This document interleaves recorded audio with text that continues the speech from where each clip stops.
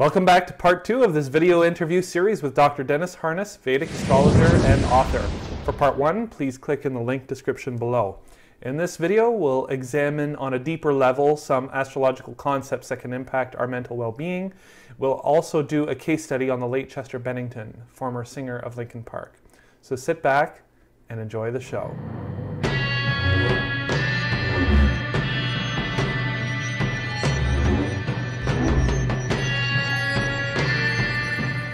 I guess this would probably be a segue into another question. You know, when we talk like about the planetary influences, and especially when we're talking about fixed karmas or movable karmas and remedial measures, we can't necessarily eliminate them completely. We know it's raining outside, so we can wear an umbrella and prepare ourselves, as Barry Rosen would say. But that said, in your expert opinion, when we're going through these difficult transits, how can we best ease our suffering and learn the positive lessons that the planets are trying to teach us? Because they're not there to punish us. They're teaching us something, right? Yeah, I mean, we've been talking a lot about Saturn and actually doing a lecture on Saturn at the coming up the United Astrology Conference in Chicago in May.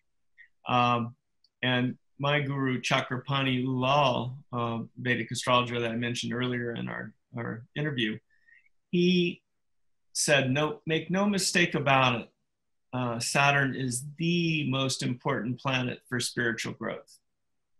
No question. So again, one of the things is, and you touched on this, that it was really, even though you lost your job, it was this great time of spiritual unfoldment. So that's the way I tend to talk to clients about it. I'll even sometimes recommend books. For example, one book that I'll recommend if somebody's going through Sati Sati is a book by Robert Svoboda, The Greatness of Saturn. Sometimes I'll recommend if somebody's going through real kind of death rebirth time in their life, I'll recommend a book by Adyashanti called The End of Your World, which is a great spiritual book that I'd highly recommend to people, even if they're not going through a death rebirth experience. The other factors that I would say, again, is one of the things, particularly with Saturn, is it's trying to teach us non-attachment.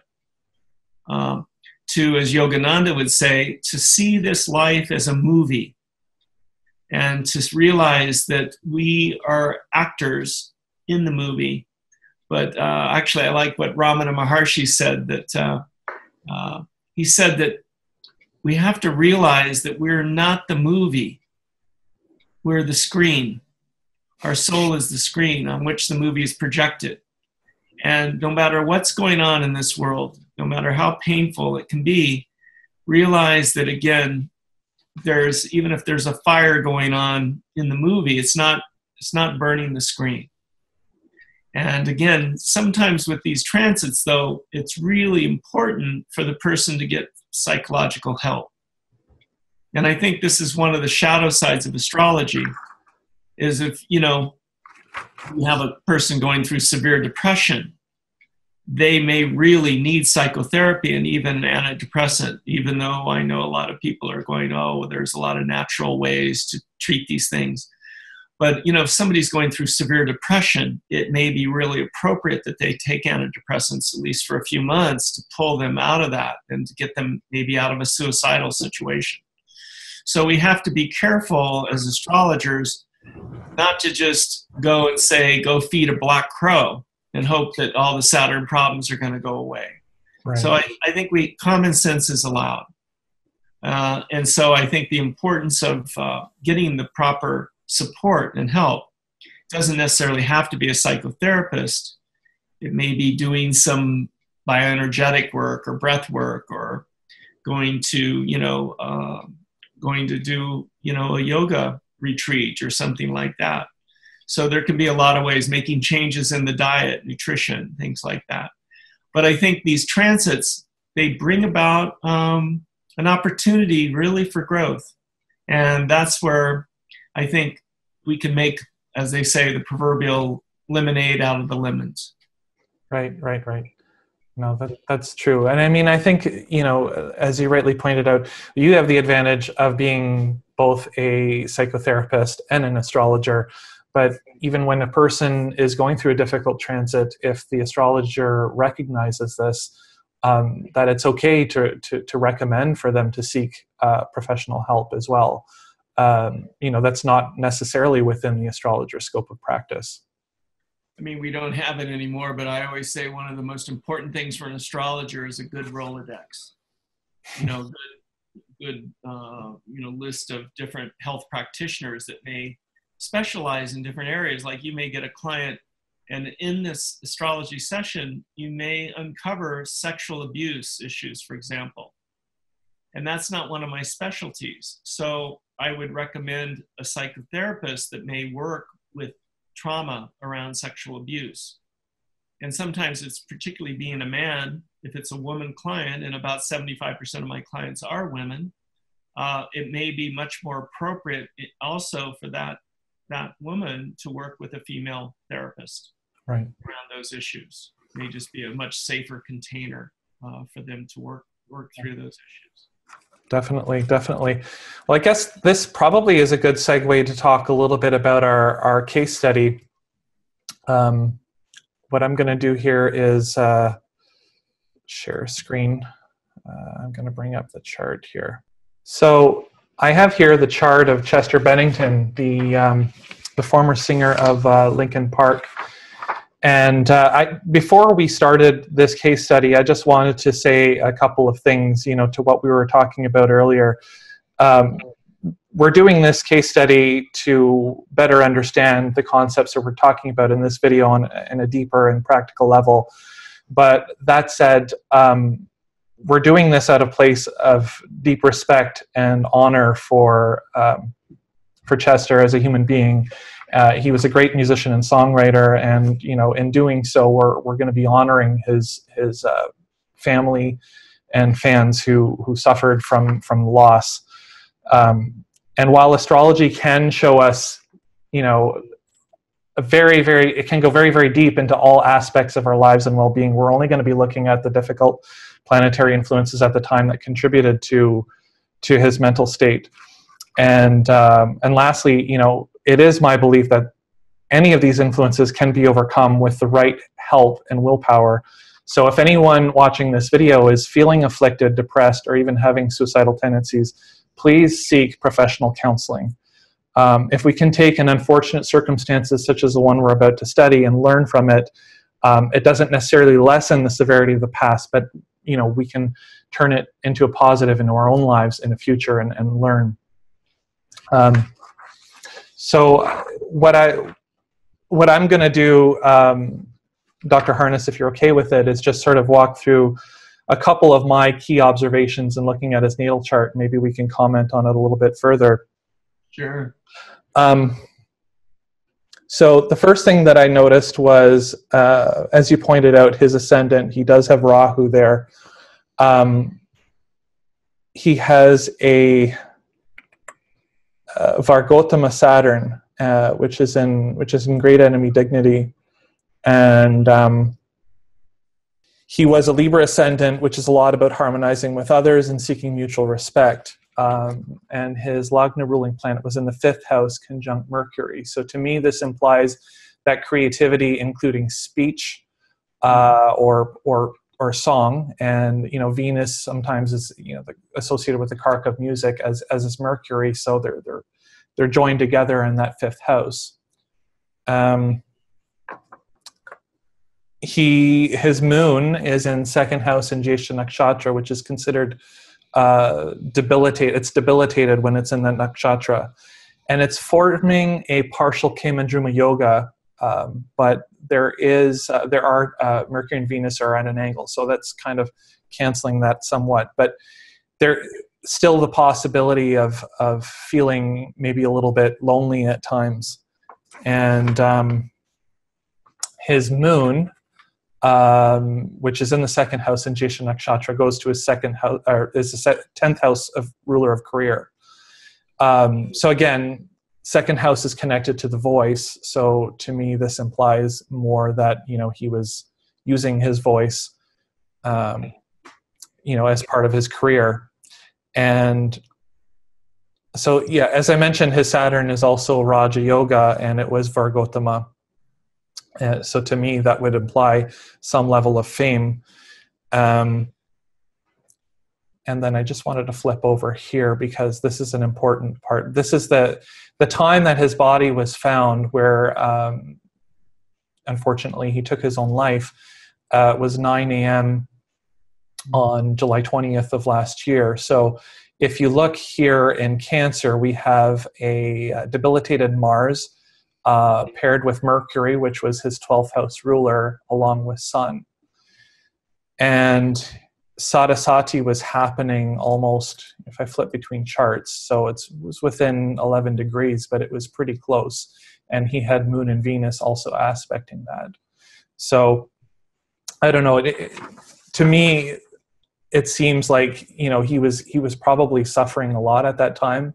But I don't know if you could comment maybe a little bit further on your observations, Dr. Harness. Yeah, I think again one of the big factors, as we both have mentioned, is the Rahu in the first house. It is in an air sign of Swati. Swati is ruled by Rahu, so that again, Rahu can bring great fame, but in the first house, it can indicate sudden raising, sudden fallings. And of course, with having a career in the music industry, that's a tough road to walk on. I think the bigger factor for me is the moon in Jeshta. As I mentioned earlier, Jeshta, Ardra, Aslesha, Jeshta are three of the more challenging nakshatras for emotional well-being, especially because the moon is debilitated in Scorpio. So it's challenge sign or Nietzsche sign. Also, the moon is next to a fixed star called Antares, which is the heart of the Scorpion. So it's a very powerful moon because it's right next to, which probably helped to bring him fame and success. I'm not real familiar with the group Linkin Park, but I know that they were, of course, very successful and all that. I just never followed their music. So, but it could indicate a powerful voice, very powerful, voice that can have effect on the masses, which rules the moon, which rules the public. The moon rules the public. But again, that Jeshta moon, as you're saying too, that moon is pretty isolated. Kimadruma yoga can sometimes indicate that the person can end up like a street person, or really have difficult emotional factors. So no matter how much success he had, maybe in some way he, didn't feel emotionally, there wasn't that emotional well-being. I don't know what his relationship was like with his mother, because the moon is connected with mother as well. Sometimes, too, when Saturn rules the fourth house, which would be true for Libra rising, sometimes it can indicate a melancholy mother, too, because Saturn is the ruler. And Saturn, as you mentioned, is Vargotama. But again, Saturn's not really happy in the sign of the moon. Generally, Saturn's not real happy in the water signs, particularly Scorpio, but also Cancer. Yeah, and would the retrograde factor have an influence in that and make it a little bit more powerful too? It can make it more powerful, but whether it's powerfully difficult is another question. Again, Saturn being in the moon sign, and the moon being in Scorpio, again, the moon being the dispositor of Saturn, so to speak, that again would reflect maybe the foundation of that Saturn wasn't as strong as it would appear. Yeah. And then the other factor too is Mars. Mars is in the ninth house, which is okay in terms of Mars being in the ninth, but it's in a particular nakshatra called Ardra, which means the teardrop. And Mars is not happy in the sign of Gemini, generally speaking. Mars is also in the eighth house from the moon. So when we look at the moon chart, moon is ascendant, we see that Mars, again, would be in the eighth. And I'm wondering, too, Mars in the ninth from the Rashi, and then Saturn in the ninth from the moon, I wonder what the relationship was like with his dad. Because usually with suicide, there usually is some problems with attachment to the mother or the father, the need for healthy bonding with mother or father. I would be surprised if maybe, with his dad, maybe there was some absence with the father. I don't know. Yeah, and the other thing that I noticed too about Mars is that if you look at the declination, this is more of a Western astrology concept, but it was out of bounds at the time of birth. Oh, good point. Good point. So it'd be interesting to see what if you do some more research on this chart, Joey, to see what the relationship was like with his mother and father, if that's available. Yeah. In terms of the suicide chart, when it happened, I was seeing that actually, well, first of all, in his natal chart, when it happened was in July of 2017. Correct.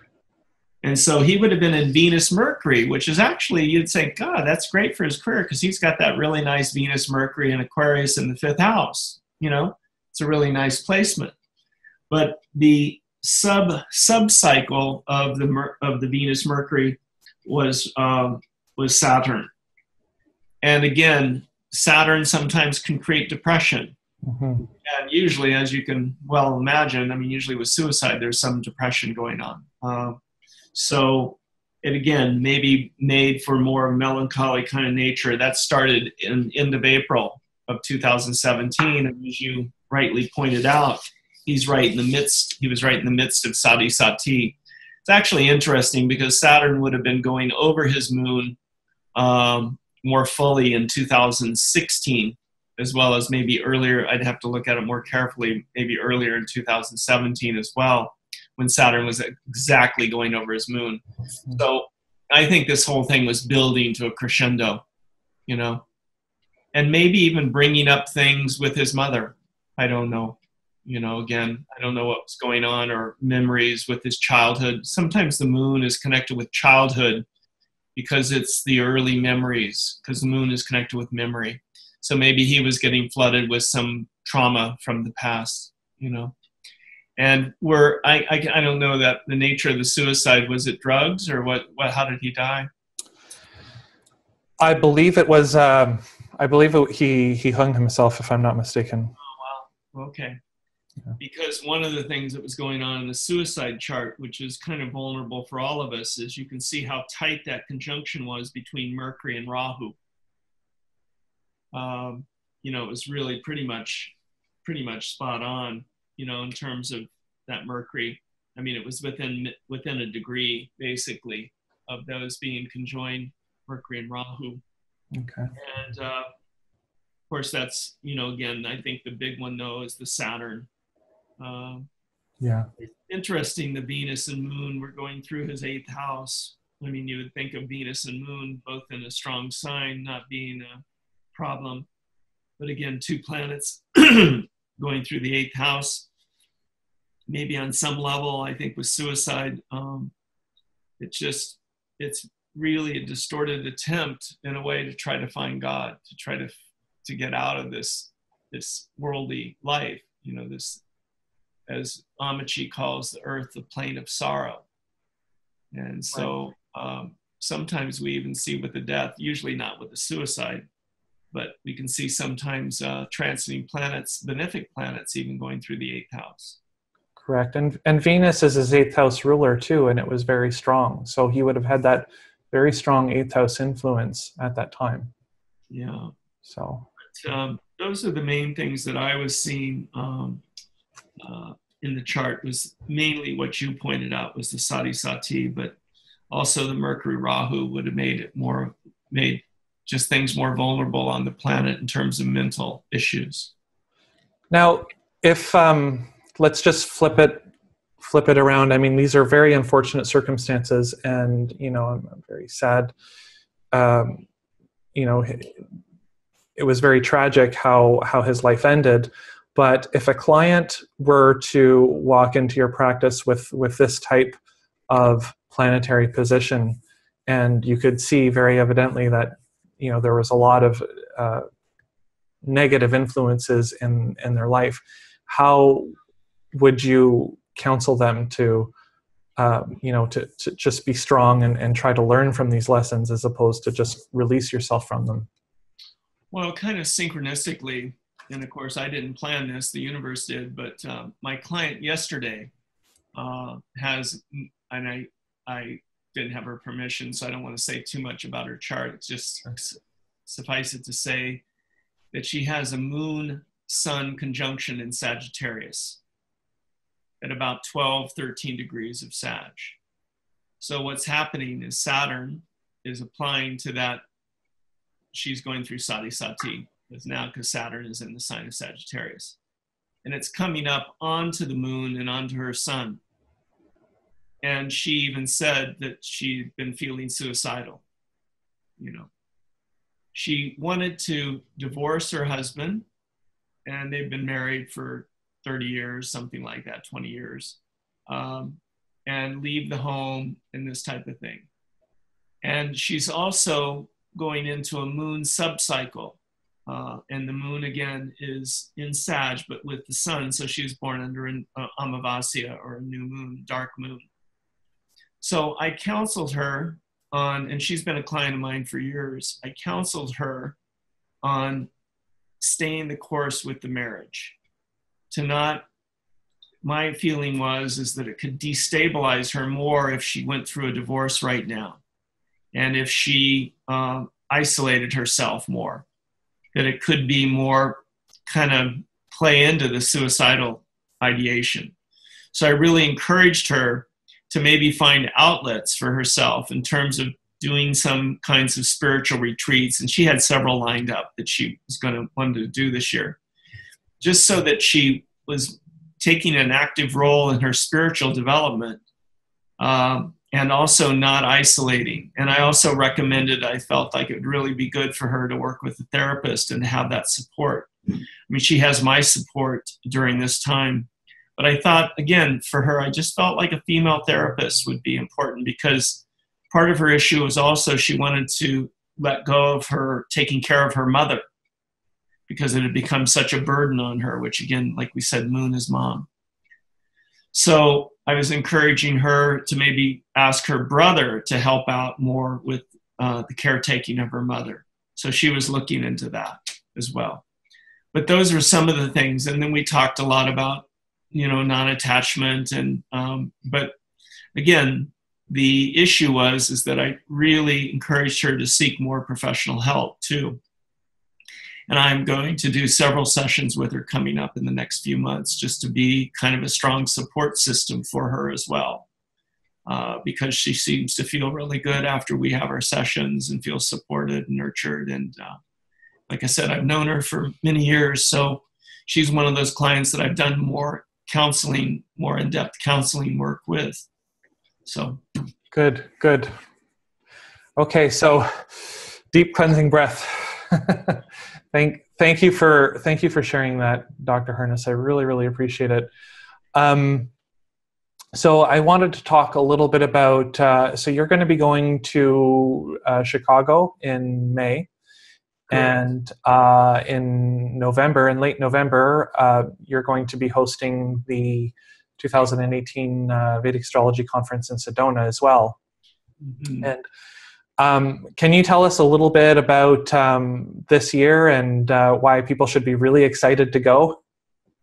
Yeah, I mean, it's we have a number of great teachers. I think we have over 20 faculty again this year. And last time we had about 200 people attend, and you were there, so you know what kind of a spiritual family. It's like a spiritual family reunion. It really is. We have Camilla Sutton's going to be doing a talk on predictions for 2019. She'll also be talking about retrograde planets, because I took the brave plunge to have a conference under Mercury retrograde. It gives us something to talk about. And if anything goes wrong, we can blame it on Mercury retrograde. But if you remember the last conference, we had Mercury go retrograde on Saturday night, right in the middle of the conference, and it went fine. I think retrogrades are actually, as they say in Vedic astrology, the planet becomes stronger. So, and again, so Camilla's going to go do a 2.5-hour lecture on retrograde planets. Oh, that's great. We have a number of other teachers, Andrew Foss, Joan Petrie. Jeffrey Armstrong's going to come this year. Great. And also Sam Jeppe is going to speak on, he's doing a talk on Jiminy system. And then Arjun Pai, Dr. Pai, is going to be speaking on the nakshatras, and Eve, his friend, they're going to co-teach together. It'll be very exciting. So we have a lot of variety of introductory to intermediate to advanced classes. So anybody that's interested can come. And even if you're not interested that much in astrology, there's classes on Ayurveda, Vastu. This time we're going to have a teacher speak on Vastu, which is like feng shui. We're having a whole room devoted, I don't know if you remember the Sedona room, that smaller room that was by the restaurant. We're going to have that room devoted to yoga and meditation. So all the classes in there, there'll be just yoga mats and zafus and, places where people can either meditate or do yoga. And there'll be actually classes pretty much ongoing throughout the whole 4 days of the conference. Oh, exciting. Well, I'm very excited to go. And Mercury retrograde should be a lot of fun for the audiovisual texts that are... which is what you help with. I should say, too, the website, just if people want to check it out, it's almost done. We're getting ready to put up the schedule this next week, but it's just simply Sedona Vedic Astrology.com. And the dates of the conference are November 30th through December 3rd of this year. Okay, great. What I'll do is I will link the conference in the video description as well. And lastly, if people want to reach you for a consultation or for counseling of any type, they can just find you under Google. I can provide the link, but is there any easy way to get in touch with you? Yeah, it's real simple. The website's just DennisHarness.com. Okay. And my email is just dennis@dennisharness.com. Okay, great. Well, Dr. Harness, I love chatting with you as always. You're such a wealth of inspiration and knowledge, and I really appreciate you sharing with me today, and I hope the viewers got a lot out of it, and I certainly did. So thank you very much for your time. Oh, it was a real pleasure, Joey, and give my best to your wife and your children. And I look forward to seeing you, if not sooner, of course, we'll see you in Sedona. Absolutely, absolutely. Thanks. Take care. Okay. Bye-bye. Thanks for watching. Hope you enjoyed this video, and please be sure to subscribe. Have a blissful day.